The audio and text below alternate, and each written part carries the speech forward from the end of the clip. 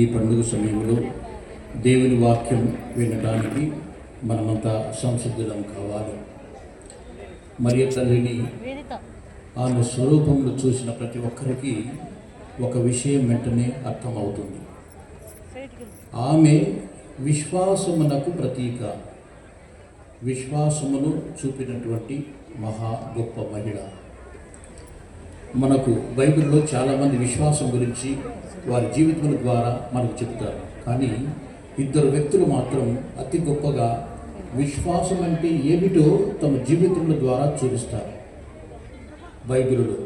వారిలో మనం పూర్వవేదంలో అబ్రహామును చూడవచ్చు. అబ్రహాము విశ్వాసానికే ఆయన ఆది పురుషుడు, తండ్రి లాంటి వాడు. ఎలాగంటే ఆయనను దేవుడు అన్నాడు, అబ్రాహాము నీవు వెంటనే నీ పరివారాన్ని తీసుకొని బయలుదేరుము అంటాడు. అన్నప్పుడు అబ్రాహాం అంటాడు, ఎక్కడికండి, దేనికి అని అడగడు. ఈ ప్రశ్నలు లేవు. దేవుడు చెబుతాడు, నీవు బయలుదేరు, అంతే, బయలుదేరుతాడు. దేవుడు ఆ విషయం కూడా చెప్తాడు, నీ బంధువులను, నీ పరిసర ప్రాంతాన్ని, అలాగే నీ పుట్టింటిని వదిలివెళ్ళు అన్నాడు. ఈ మూడు కూడా చాలా ముఖ్యమైనటువంటి, తమ బంధువులు, తనకున్నటువంటి ఆస్తి, ముఖ్యంగా గొర్రెలు. ఆ కాలంలో గొర్రెలు ఒక పెద్ద సంపద. నీ పుట్టినలో నీ తండ్రిని, నీ వాళ్ళని వదిలిపెట్టు, బయలుదేరు అంటాడు. చిత్తము ప్రభువా అంటూ అబ్రహాము బయలుదేరుతాడు. ఇది ఆయన విశ్వాసం. రెండవదిగా ఆయన అబ్రహాము ఒక యుద్ధంలో విజయుడై తిరిగి వచ్చేటప్పుడు ఆయనకు మహానుభావుడైనటువంటి మెల్కీసెదెకు ఎదురుపడతాడు. యుద్ధంలో జయించడము అంటే కేవలం ఏదో యుద్ధంలో జయించి విజయుడై పూలదండలు వేసుకుని రావటం కాదు. జయించడము అంటే అక్కడి ప్రజలను బానిసలుగా తీసుకుంటారు, సైనికులను బానిసలుగా తీసుకొని వస్తారు, వారి సంపదలు కొల్లగొడతారు. ఈ విధంగా అది విజయం సాధించినట్లు అవుతుంది. ఆయన వెంట వచ్చేటువంటి, ఆయన తీసుకొస్తున్నటువంటి ప్రజలు, బానిసలను, సేవకులను మెల్కీసెదెకు చూస్తాడు. మెల్కీసెదెకు మహానుభావుడు. ఆయన దైవానుగ్రహం చేత ఈ లోకానికి వచ్చినట్టుగా మనకు బైబిల్ చెబుతుంది. ఆయన ఎలా వచ్చాడో, ఎలా వెళ్ళాడో అన్నటువంటి మనకు తెలియదు. అది కేవలము భగవంతుని యొక్క సంకల్పంగా బైబిల్ భావిస్తుంది. మెల్కీసెదెకు అంటాడు, అబ్రాహాము నీకు కావాల్సింది తీసుకో, కానీ ఆ మనుషులను నాకు ఇచ్చేసేయి అంటాడు. మనుషులు నాకు ఇవ్వు అంటే మనుషుల పట్ల ఆయనకున్నటువంటి దయ, జాలి. ఆయన షాలేము అన్నటువంటి ఒక రాజ్యానికి అధిపతి. షాలేము అంటేనే శాంతి, అటువంటి శాంతి కాముకుడు. ఆయన ఆ మాట అన్నప్పుడు అబ్రహాం అంటాడు, అయ్యో స్వామి, వీరిని బాధ పెట్టడం అన్నటువంటిది నాకు ఎలాంటి యోచన లేదు. ఈ మనుషులను నీకు అప్పగిస్తున్నాను, మీరు తీసుకోండి అంటూ 10వ వంతు తన సంపాదనలో ఆయన మెల్కీసెదెకు ఇవ్వటము మనం గమనిస్తాం. అంటే విశ్వాసం కలిగిన వ్యక్తి దేవుణ్ణి ప్రశ్నించడు, ఎక్కడికి, ఏమిటి, ఎందుకు అంటూ. అలాగే విశ్వాసము కలిగినటువంటి వ్యక్తి ఇతరుల మీద జాలి చూపించడము. మెల్కీసెదెకు లాగా అబ్రహాము జాలి చూపిస్తూ వారిని విడిచిపెట్టడము మనం గమనిస్తాం. అలాగే మరి ఒక పరీక్ష అబ్రహాముకు వస్తుంది. ఆదికాండము 22వ అధ్యాయంలో ప్రభు అంటాడు, అబ్రహాము, నీకున్నటువంటి కొడుకును తీసుకుని వెళ్ళి నేను చెప్పినటువంటి పర్వతం మీద నాకు బలిగా సమర్పించు అని అంటాడు. అంతకాలము అబ్రహాముకు సంతతి లేదు. ఆయన సేవకురాలి ద్వారా ఒక సంతానం కలిగిన సారా తన భార్యకు సంతానం అంటూ లేదు. చివరికి ఒక కొడుకును ప్రసాదిస్తాడు. ఆ కొడుకును కూడా నీవు నాకు బలి ఇవ్వు అంటాడు. అంటే ఈ బలి అంటే ఏదో అలా చంపి అలా బలి చేయడం కాదు. బలి ఎలా ఉంటుంది అంటే అక్కడ కొండరాళ్లతో ఒక చిన్న పీఠం తయారు చేసి ఆ పీఠం మీద కొడుకును పడుకోబెట్టి తన స్వహస్తాలతో చంపివేయాలి. చంపివేసిన తర్వాత దాని చుట్టూ కూడా, ఆ పీఠం చుట్టూ కూడా అగ్ని రగిల్చి, కట్టెలతో అగ్ని రగిల్చి కాల్చివేయాలి. అలా ఆ అగ్నిలో కాలిపోతున్నటువంటి తన కొడుకును చూస్తూ నిలబడాలి. అది దహన బలి అంటే.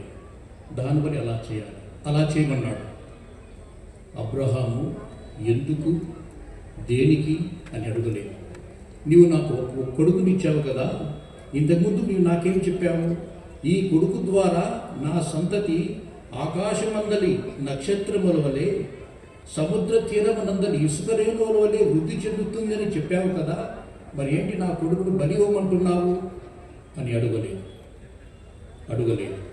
ఇది ఆయనలోని గొప్పతనం. చిత్తము ప్రభువా అంటూ తన కొడుకును బలి ఇవ్వడానికి సిద్ధపడినాడు. ఇది అబ్రహాములోని గొప్పతనం. అంటే దేవుని మీద అచంచలమైన విశ్వాసం. నా దేవుడు, నన్ను పిలిచిన దేవుడు నా గురించి ఆలోచిస్తాడు, నన్ను ఆదుకుంటాడు అన్నటువంటి ఒక ధైర్యం, ఒక విశ్వాసం, ఒక నిశ్చలత్వం, ఒక నమ్మకం. ఇది ఆయనలో ఉన్నటువంటిది. అందుచేతనే ఆయనను అంత గొప్పగా మనం పరిగణిస్తాం. ఇటువంటి వ్యక్తి ఇంతకంటే మిన్నగా దేవుణ్ణి విధేయించినటువంటి వారు మన నూతన నిబంధనలో కనిపిస్తారు. ఆమె మరియ తల్లి. ఇవి ఎందుకు మనం విశ్వాసానికి ప్రతీకగా చూపుతాము అని అంటే, ఈరోజు సువిశేషంలో ఫాదర్ గారు చదివారు. దేవదూత వచ్చి ఆమెతో అంటుంది, అమ్మ, నీవు గర్భము ధరించి ఒక శిశువును కంటావు అని అన్నాడు.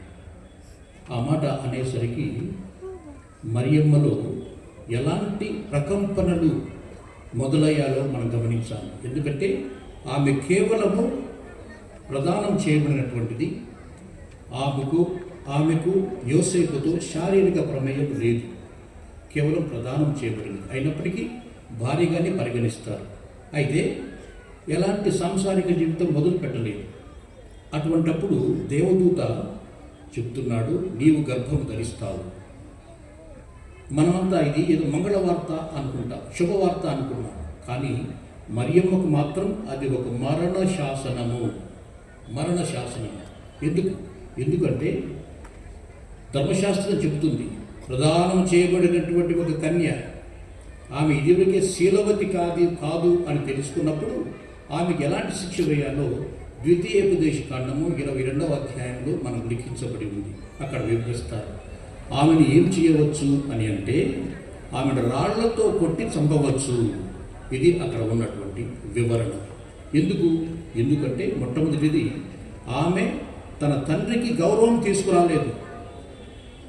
అంటే తన ప్రదానం చేయబడిన తర్వాత తన భర్తగా నిర్దేశింపబడిన వ్యక్తి ఆమె శీలవతి కాదు అని తెలుసుకున్నప్పుడు ఏం జరుగుతుందంటే, ఆమె తన గృహములకు, తన కుటుంబానికి గౌరవం తీసుకురాలేదు.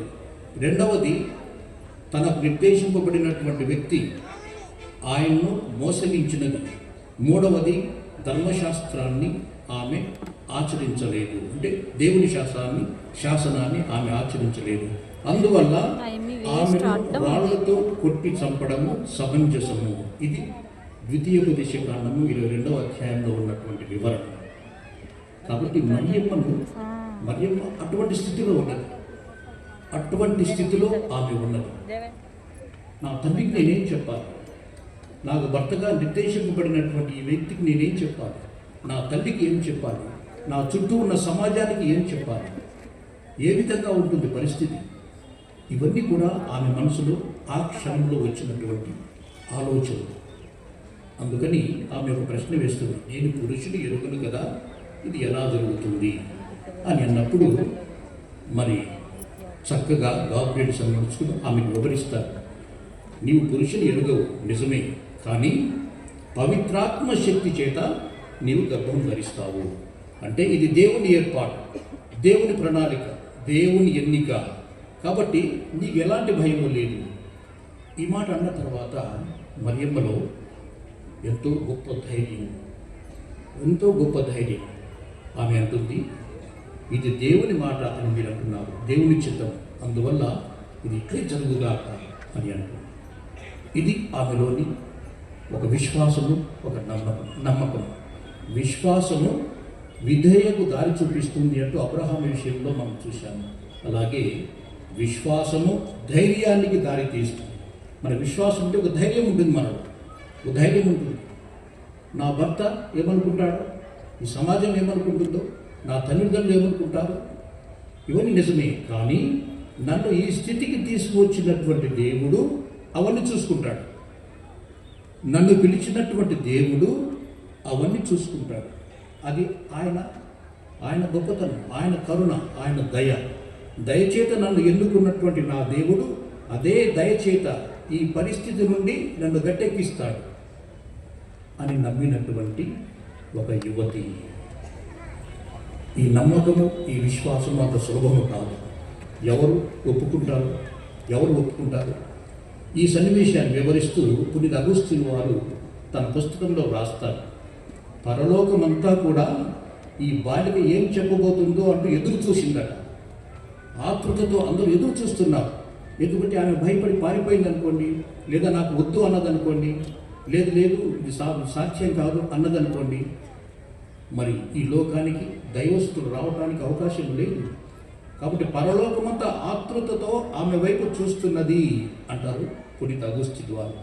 అలా చూస్తున్నటువంటి పరలోకానికి కానీ భూలోకానికి కానీ ఎలాంటి నిరాశ కలిగించనటువంటి ఒక ధైర్యశాలి, విశ్వాసం కలిగినటువంటి ఒక ధైర్యశాలి. అందుకే దేవుని యొక్క వాక్యమే, దేవుని నిర్ణయము, దైవ ప్రణాళిక, నీవి చెప్పినట్లే నాకు జరుగుగాక అంటూ గొప్పగా సమాధానం చెప్పింది.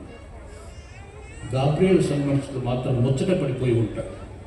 ఎందుకంటే ఇదివరకు ఆయన ఒక అనుభవం ఏమిటంటే, జకరియా అన్నటువంటి యాజకుడు దేవాలయంలో అర్చన చేసేటప్పుడు గబుక్కున ఆయన ప్రత్యక్షం అవుతాడు. ఆయన ఒంటరిగా ఉన్నప్పుడు గబుక్కున దేవదూత ప్రత్యక్షమైతే ఎవరైనా భయపడతారు. ఆయన భయపడిపోయాడు.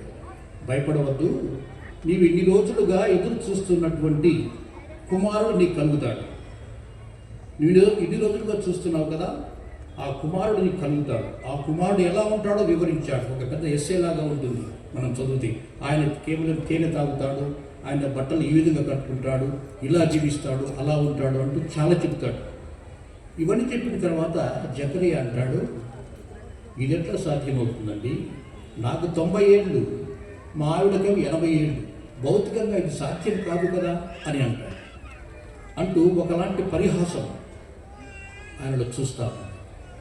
అలా చూసినప్పుడు దేవదూత కోప్పడ్డాడు. ఏమి, నేను దేవదూతను, దేవుని సమక్షంలో ఉన్నవాడని నీకు ముందుగానే చెప్పాను. అయినప్పటికీ నీవు నా మాటను విశ్వసించడం లేదు. పైగా నీవు యాజకునివి, ధర్మశాస్త్రాన్ని చదివినటువంటి వాడివి, నీకన్నీ బాగా తెలుసు, విశ్వాసం ఉండవలసినటువంటి వాడివి. కానీ పరిహాసంతో ఏదో మాట అంటున్నావా, అనుమానిస్తున్నావా? కాబట్టి ఇది జరిగేంత వరకు నీవు మోగవాడిగా ఉంటావు అంటూ శపిస్తాడు. అందుకని అప్పటి నుంచి ఆయన మోగవాడిగా అయిపోతాడు. అంటే ఏమిటి? దేవదూత మాటకు వ్యతిరేకంగా పలికితే అలా ఉంటుంది. అబ్రహాం విషయంలో 3 దేవదూతలు వచ్చి ఆయనకు చెప్తారు, నీకు వచ్చే సంవత్సరానికి మేము ఇదే సమయానికి ఇక్కడికి వస్తాము, అప్పుడు వచ్చినప్పుడు నీ చేతిలో ఒక కొడుకు ఉంటాడు, నీ కొడుకు ఉంటాడు అన్నాడు. చిత్తము అన్నాడు. చిత్తము తప్ప ఏమి అన్నాడు. అబ్రహాం ఎప్పుడు కూడా విధేయించేవాడు. కానీ డేరా లోపల ఉన్నటువంటి సారా మాత్రం నవ్వుకున్నది. అదేమిటండి, ఎంతోమంది అంటుంటారు నీకు కొడుకు కలగాలి, నీకు సంతానం కలగాలని ఎంతోమంది ఆశీర్వదించారు. వీళ్ళు కూడా అంతే. ఇంతమంది ఎన్ని మాటలు అన్నా నా కడుపున ఒక నలుసు కూడా కలగలేదు అంటూ ఆమె పరిహాసంగా నవ్వింది. నవ్వినప్పుడు దేవదూతలు, బయట ఉన్న దేవదూత అన్నాడు, సారా ఎందుకు నవ్వుతున్నది? ప్రశ్న. అబ్రహాంకి అర్థం కాలేదు. ఎందుకంటే ఆయన బయట ఉన్నాడు, ఈయన లోపల ఉంది, వాళ్ళంతా బయట ఉన్నారు. ఆ మాట విన్న తర్వాత సారాకు భయం పట్టుకున్నది, భయం వేసింది. నేను లోపల ఉన్నాను, వారు బయట ఉన్నారు, ఆయనకెట్లా తెలిసింది, నేను నాలో నేను నవ్వుతున్నట్టు ఆయనకెట్లా తెలిసింది అంటూ భయపడిపోయింది. ఆమె భయంతో గబక్కిన అబద్ధం చెప్పేసింది. నేను నవ్వలేదు అన్నది. మనకు అలవాటే కదా అబద్ధం చెప్పడం. నేను నవ్వలేదు అని అన్నది. దేవదూత అన్నాడు, జాగ్రత్త, నేను దేవదూతను, దేవుని సమక్షంలో ఉండివాడను, నేను చెప్తే నీకు పరిహాసంగా ఉందా? లేదు, నీవు నవ్వావు, జాగ్రత్త అన్నాడు. ఆంగ్లంలో అయితే చాలా చక్కగా ఉంటుంది. ఎస్, యూ డిడ్ లాఫ్, నీవు నవ్వావు, పరిహాసం కాదు అంటూ జాగ్రత్త చెప్పి వెళ్ళిపోయారు. ఇది దేవదూతలు వారు ప్రవర్తించే తీరు. ఎందుకంటే దేవుని సమక్షంలో నిజానికి, సత్యానికి, పవిత్రతకు వారు చూస్తారు, గమనిస్తారు. కాబట్టి మానవులు ప్రవర్తించే తీరును వారు తప్పుపడతారు, ఆగ్రహిస్తారు. అలా జకర్యాకు జరిగింది, అలాగే సారాకు జరిగింది. కానీ ఈమె మరియ తల్లి నీవు చెప్పినట్టు జరుగుగాక అని అన్నప్పుడు ఆయన ముచ్చట పడిపోయాడు. ఎంత పుణ్యాత్మురాలు, ఎంత గొప్ప స్త్రీ. వాళ్ళు చూస్తే నేమే 80 ఏళ్ళు ఉన్నటువంటి వాడు, సారా 80 ఏళ్ళు, జకర్యా 90 ఏళ్ళు, వీళ్ళందరూ. అలాగే అబ్రహాము కూడా, ఆదికాండం 17వ అధ్యాయంలో ఆయన కూడా నవ్వుతాడు. వీరందరూ నమ్మలేదు. ఈ బాలిక ఏమిటి, 20 ఏళ్ళు ఉన్నాయి ఈమెకు, ఎలా నమ్మింది, ఎలా నమ్ముతుంది, ఎంత చక్కని విశ్వాసం అంటూ ముచ్చటపడిపోయి ఆ తర్వాత లూకా అంటాడు, అంతటా ఆ దూత వెళ్ళిపోయాను అంటాడు. ఇంకా వెళ్ళిపోయాడు, మళ్ళీ తిరిగి రాలేదు, ఇప్పుడు కూడా తిరిగి రాలేదు. ఆ బాలిక మీద విశ్వాసం, ఆమె చెప్పినటువంటి రీతి అలా ఉంది. అందువల్ల ఎంతో గొప్పగా ఆ బాలికను ప్రశంసిస్తూ వెళ్ళిపోతాం. అది మరియమ్మ గారి విశ్వాసం. ఆ మరియమ్మ గారు చూపినటువంటి ఆ విశ్వాసం ఆ విధంగా ఉన్నది. అలా ఆమె విశ్వాసాన్ని, విధేయతను ఈ విధంగా ప్రకటించడం మనం గమనిస్తాం. ఎందుకంటే విశ్వాసం అంటే ఏమిటో హెబ్రీయులకు రాసిన పత్రిక 11వ అధ్యాయం 1వ వచనంలో, విశ్వాసం అనగా మనం నిరీక్షించే విషయములందు నిస్సందేహముగా ఉండుట. సందేహం అంటూ ఏమి ఉండదు, నిరీక్షించే విషయాలు. రెండవది, చూడజాలని విషయంలో గురించి నిశ్చయముగా ఉండుట. మనకు కనిపించదు కానీ వాటి గురించి నిశ్చయముగా ఉండటం. అంటే దేవుని మాట పట్ల ఒక విశ్వాసం, ఒక ధైర్యం, ఒక నిశ్చలత, ఒక నమ్మకము. ఇది ఆమెలో మనకు కనిపించేటువంటి ఒక గొప్ప గుణముగా మనం పరిగణించాలి. మనం చాలా చాలా అవసరాలు ఆమె అడుగుతూ ఉంటాం, కానీ ఆమె గుణగణాలను మనం పరిశీలించాలి, ధ్యానించాలి. బైబిల్ వాక్యాన్ని కేవలం అక్షరాలతో చదవకూడదు, అక్షరాల వెనుకనున్న భావంతో చదవాలి. కళ్ళతో చదవకూడదు, మనస్సుతో చదవాలి. అలా చదివినప్పుడు అందులోని గాఢత, అందులో ఉన్నటువంటి దైవ రహస్యము మనకు అర్థం కావడానికి వీలవుతుందని మనము గ్రహించాలి. ఎందుకంటే ఆమె ఈ విషయం భర్తకు చెప్పలేదు, తల్లిదండ్రులకు చెప్పలేదు, అలాగే ఎవరికి కూడా ఆమె చెప్పలేదు. ఆమె మౌనంగా ఉన్నది. నన్ను ఎన్నుకున్నటువంటి దేవుడు నన్ను కరుణిస్తాడు అంటూ నమ్మింది. అటువైపు దేవుడు ఆమె నమ్మకాన్ని నిలబెట్టాడు. ఎలా నిలబెట్టాడు అంటే, అప్పటికే ఆమె గర్భవతి అని తెలుసుకున్నటువంటి యోసేపు మదన పడుతూ ఉన్నాడు. ఏం చేయాలి, నేను ఈమెను వదిలేద్దామా, లేదా అందరికీ చెప్పి రాళ్లతో కొట్టి చంపిద్దామా, లేదా ఇంటి దగ్గర వదిలేద్దామా? ఆయనలో కలుగుతున్నటువంటి సంఘర్షణ దేవుడు కల్పించుకున్నాడు. ఎందుకంటే తన మీద నమ్మకం చూసినటువంటి బాలిక, ఆమెను ఆయన విడిచిపెట్టాడు. అందువల్ల యోసేపుతో దేవదూత అంటాడు కదా, యోసేపు భయపడవద్దు, ఎన్నుకొనబడినటువంటి ఆ బాలిక, నీకు ప్రదానం చేయబడినటువంటి ఆ బాలిక, ఆమె నిర్మలమైన స్త్రీ, ఎటువంటి కళంకము లేదు. పవిత్రాత్మ శక్తి చేత ఆమె ఒక కుమారుని కనును. అందరు జాగ్రత్తగా వినాలి, ఒక కుమారుడు ఒకడే. ఆమెకు ఆ తర్వాత ఒక పిల్లలు ఉన్నారని కొంతమంది రకరకాలుగా మాట్లాడుతూ ఉంటారు. లేదు, దేవదూత చెప్పాడు. దేవదూత ఎందుకు ఆగ్రహిస్తాడో విషయం కూడా నేను వివరించాను మీకు. దేవదూత చెప్పిన మాట ఇది, మూలంలో కూడా ఇలాగే ఉంది. ఆమె ఒక కుమారుని కనుగొంది. ఆ తర్వాత విషయాలన్నీ కూడా మనకు చెప్పబడి ఉన్నాయి. ఒక కుమారుని అంటే మరియ తల్లికి ఇంకో కుమార్తెలు అంటూ లేదు. కుమార్తెలు ఉంటే కానాపల్లి వివాహంలో మరి కుమార్తెలు పిలవరా? స్త్రీలను పెళ్లికి తప్పనిసరిగా పిలవాలి. పిలవలేదనుకోండి, వాళ్ళ ఇల్లు పీకి పందిరేస్తారు. ఎందుకంటే వారికి అంత ఉత్సాహం పెళ్ళి అంటే. మరి అటువంటి కుమార్తెలు లేరు, కొడుకులను ప్రస్తావించరు, ఎవరూ లేరు. అలాగే కల్వరిగిరిలో ఆయనకు తోబుట్టువులు, ప్రభువుకు తోబుట్టువులు ఉంటే తప్పనిసరిగా ఆ తోబుట్టువులు ఆ తల్లిని తమ వెంట తీసుకుని వెళ్ళేవారు కదా. అలా జరగలేదు. ఎవరు లేరు కాబట్టే, తాను వెళ్ళిపోతున్నాడు కాబట్టే ప్రభువు ఒంటరిగా ఉన్నటువంటి తల్లిని పరాయివాడైనటువంటి, ఎంత ప్రేషిషుడైనా యోహాను పరాయివాడు, ఆయనకు అప్పగిస్తాడు. ఇదిగో నీ తల్లి అంటాడు. ఇది కాబట్టి ఎవరైనా కానీ మరియ తల్లికి కుమారులు కుమార్తెలు ఉన్నారు ఇదివరకు అంటే మీరు చెప్పండి, అవును ఉన్నారు. ఎవరో తెలుసా? నేనే ఆమె కొడుకును, మేమే ఆమె కుమార్తెలు. సగర్వంగా చెప్పండి. ఎందుకంటే ఇది చెప్పింది ప్రభువే, ఆమె నీ తల్లి అంటూ ఆయనే చెప్పాడు. కాబట్టి అటువంటి భక్తి, అటువంటి నమ్మకం మనకు ఉండాలి. అంతేగాని బైబిల్ నుంచే మనం ఆధారాలు చూపించాలి. రకరకాలుగా మాట్లాడే వాళ్ళ గురించి మనం పట్టించుకోని అవసరం లేదు. తెల్లని గోడ మీద నల్లని చుక్కల కోసం చూసేటువంటి వారి గురించి మాట్లాడుకోవడం వ్యర్థం. కాబట్టి మరియ తల్లిలోని ఆ గొప్పతనాన్ని ఇక్కడ మనకు బైబిల్లో చూపించడం ఈ విధంగా జరుగుతుంది. విశ్వాసం గురించి మరియ ఒక సేవాభావాన్ని అలవర్చుకున్నది. ఆమె త్వరితముగా ప్రయాణమై తన చుట్టముకు ఎలిజబెతమ్మ దగ్గరకు వెళ్ళింది అని అంటుంది దేవుని వాక్యం. విశ్వాసము విధేయతకు దారి చూపిస్తుంది. అలాగే విశ్వాసము ధైర్యాన్ని ఇస్తుంది అని చెప్పుకున్నాం. మూడవది, విశ్వాసము ఏం చేస్తుందంటే సేవను మనకు అందిస్తుంది. సేవను అందిస్తుంది.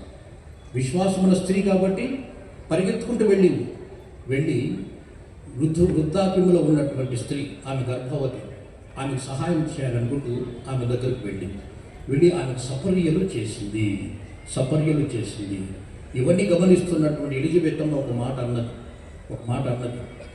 ఏమన్నదంటే, అమ్మ, నీవు దేవుని వాక్యం నెరవేరుతుంది అని నమ్మావు కదా, అందుకు నీవు ధన్యురాలవు అన్నది. ఎవరూ చెప్పలేదు ఈ మాట, సాటి స్త్రీ చెప్పగలిగింది. ఆమె అన్నది, నీవు దేవుని మాట నెరవేరుతుంది అని నమ్మావు, అందుకు నీవు ధన్యురాలు. మేమే కాదు, తరతరముల వారు నిన్ను ధన్యురాన్ని పిలుస్తారు. ఎందుకంటే నీలో అంత గొప్పతనము, అంత నిశ్చలత, అంత నమ్మకము, విధేయత, విశ్వాసం నీలో ఉన్నాయి. అందువల్ల నీవు చాలా గొప్పదానవు అని అంటూ ఆమెను పొగిడితూ పరోక్షంగా తన భర్త మీద కూడా ఒక చిన్న సూటిపోటు మాట అన్నది. నీకు 20 ఏళ్ళే తల్లి, నువ్వు నమ్మావు, కానీ మా ఆయన చూడు 90 ఏళ్ళు, ఆయన నమ్మలేదు, పైగా ఆయన యాజకుడు, ఆయనకు ఆ నమ్మకం కలగలేదు అన్నట్టుగా పరోక్షంగా కూడా చెప్పినట్టు మనం అర్థం చేసుకోవచ్చు. అది అక్కడ జరిగినటువంటి సన్నివేశం. మరియ తల్లి ఆమెకు గుడిగం చేసి సేవ చేసి ఆమె గర్భఫలమును చూసి మరీ వెళ్ళిపోయింది. అది మనకు లూకా మనకు వివరిస్తాడు. ప్రియమైన సహోదరులారా, విశ్వాసం ఉంటే సేవ ఉంటుంది, సేవా భాగ్యం ఉంటుంది. మీరు ఏలూరు వెళితే అక్కడ హోలీ ల్యాండ్ అన్నటువంటి చిన్న ప్రదేశంలో క్యాట్గిస్ సిస్టర్స్ ఆఫ్ సెయింట్ యాన్, ఈ సభ వారు ఫాదర్ సిల్వియో పాస్క్వాలి అన్నటువంటి ఒక మహనీయుని సమాధిని అక్కడ మనం చూస్తాం. ఆయన సభను స్థాపించాడు. అలాగే ఎంతో గొప్ప కార్యాలు ఆయన అక్కడ చేశారు. మీరు చిన్నగా అలా కిందికి వస్తే, అదే రోడ్డు మీద కిందికి వస్తే పెద్దావటిపల్లి అన్నటువంటి గ్రామం ఒకటి ఉంటుంది. అక్కడ బ్రదర్ జోసెఫ్ తంబి అనే ఒక మహనీయుని సమాధిని మీరు అక్కడ చూస్తారు. ఆయన తమిళనాడులో పుట్టాడు, కేరళకు వెళ్ళాడు, మన ప్రాంతానికి వచ్చాడు, దైవ సేవ చేశాడు. ఆయన సమాధి అక్కడ మనకు కనిపిస్తుంది. మీరు అట్లాగే చిన్నగా ఇంకా కిందికి వచ్చినట్లయితే గుంటూరుకు వచ్చినప్పుడు, గుంటూరులో సెయింట్ జోసెఫ్స్ కాన్వెంట్లో సిస్టర్ మేరీ గ్లౌరీ అన్నటువంటి ఒక ఆస్ట్రేలియా నుంచి వచ్చినటువంటి ఒక సిస్టర్ గారిని సమాధిని మీరు అక్కడ చూస్తారు. ఆమె 1920లో ఈ దేశానికి వచ్చారు. ఎందుకు వచ్చారు అంటే ఆమెకు తెలిసింది, భారతదేశంలో శిశువులు చనిపోతున్నారు, సరైన వైద్యం లేదు, గర్భిణీ స్త్రీలు చనిపోతున్నారు, ఆ తల్లిని పట్టించుకోవడం కష్టంగా ఉంది, ఎందుకంటే వైద్యం అందుబాటులో లేదు అని తెలిసి స్వయాన ఆమె వైద్యురాలు కాబట్టి ఈ ప్రాంతానికి పరిగెత్తుకుంటూ వచ్చింది. 20లో వచ్చినటువంటి ఆమె 57వ సంవత్సరంలో చనిపోయింది. ఆమె తిరిగి తన స్వదేశానికి వెళ్ళలేదు. ఇక్కడే చనిపోయింది, ఇక్కడే సమాధి చేయబడింది. ఆమె సమాధిని మనం అక్కడ చూస్తాము. ఆమె ఈరోజు మనం సెయింట్ జాన్స్ మెడికల్ కాలేజ్ బెంగుళూరులో ఉన్నటువంటి ఆ వైద్య కళాశాలను ప్రారంభించడానికి ఆమె కారకురాలు. అలాగే CHAI Catholic hospital association of India అన్నటువంటి సంస్థను కూడా స్థాపించి వైద్యంలో అనేక సేవలు అందించినటువంటి గొప్ప మహిళ. అలాగే మీరు చిన్నగా గుంటూరుకు వెళితే, గుంటూరులో ఈ మధ్యనే తాటిపత్రి జ్ఞానమ్మ అన్నటువంటి ఒక గొప్ప మహిళ, ఆమె సమాధిని మీరు అక్కడ చూస్తారు. ఈ మధ్యనే అక్కడ ఆ సమాధిని అక్కడ భద్రపరచడం జరిగింది. ఆమె 5 మంది కుమారులు, 4 గురువులను చేసింది, ఒకరిని సంసారానికి పంపించింది. ఈ కాలంలో అయితే 5 మంది ఉంటే 4 సంసారానికి పంపించి ఒకరిని గురువుకు పంపిస్తారో లేదో మనకు తెలియదు. కానీ ఆ కాలంలో ఆమె ఆ విధంగా చేసింది. ఆమె తాటిపతి జ్ఞానమ్మ అన్నప్పుడు. అలాగే మీరు వరంగల్కి వెళ్తే అక్కడ కొలంబో అన్నటువంటి ఒక మహనీయుడి సమాధి మీకు కనిపిస్తుంది. కర్నూలుకు వెళితే అక్కడ క్రూట్ అన్నటువంటి గురువు, ఆయన సమాధి మీకు కనిపిస్తుంది. చిన్నగా గిద్దలూరుకు వస్తే అక్కడ ఫాదర్ శాండర్స్ అన్న వారి సమాధి కనిపిస్తుంది. చిన్నగా మీరు ఇదే దారిలో వచ్చినట్లయితే కోరుమామిళ్ళ సీతారాంపురం ఆ ప్రాంతానికి వస్తే మీకు వెంటనే ఫాదర్ జెరార్డ్ బిస్కోప్ అన్నటువంటి మహనీయుని ఆయన జ్ఞాపకాల స్ఫురణకు వస్తాయి. అలాగే చిన్నగా రండి బద్వేలు ప్రాంతానికి వస్తే అక్కడ ఫాదర్ వాండర్ వాలక్ అన్న మహనీయుని యొక్క ఆయన స్ఫురణకు వస్తాయి. అలాగే నేను గోవాకు వెళ్ళినప్పుడు పునీత ఫ్రాన్సిస్ షౌరి వారి ఆయన శరీరాన్ని దగ్గర నుండి చూడటం నాకు సాధ్యమైంది. దగ్గరికి వెళ్ళాను. ఆయన శరీరాన్ని చూస్తున్నప్పుడు నాకు ఒకటే అనిపించింది. ఆయన అంటున్నట్టుగా, ఈ శరీరానికి ప్రాణం ఉన్నట్లయితే, ఊపిరి ఉన్నట్లయితే నేను మరికొన్ని దేశాలకు వెళ్ళి సువార్తను ప్రకటించేవాడిని అన్నట్టుగా నాకు తోచింది. మహానుభావుడు ఎక్కడి నుంచి వచ్చాడో, ఎంత గొప్ప సేవ చేశాడు. అది ఫ్రాన్సిస్ జేవియర్ వారు. కలకత్తాకు వెళితే మదర్ తెరీసా గారి సమాధిని చూడవచ్చు. ఇవన్నీ ఒక ఎత్తు. మీరు మీ ఎడమ వైపు చూస్తే ఈ గుడిలో సమాధిలో శాశ్వతంగా నిద్రపోతున్నటువంటి ఒక మహనీయుడు మీకు స్ఫురణకు వస్తారు.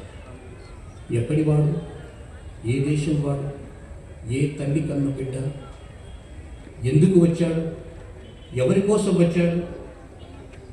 దేవుడు చెప్పాడు. ఆయన అబ్రహామును శాసించిన దేవుడు, మరే తల్లిని ఆజ్ఞాపించిన దేవుడు ఆయన చెప్పాడు, నీవు వెళ్ళు, ఇదిగో ఈ ప్రాంతంలో ప్రజలు పేదరికంలో ఉన్నారు, వారికి నిలువ నీడ లేదు, వారికి విద్య లేదు, ఉద్యోగాలు లేవు, ఎలాంటి అవకాశం లేనటువంటి పేద ప్రజలు ఉన్నారు, అక్కడికి వెళ్ళు, వారిని చూడు, నేను నీకు వెలుగునిచ్చాను, నీవు ఈ లోకానికి వెలుగు అని నీకు ప్రభువు చెప్పాడు, నా కుమారుడు చెప్పాడు.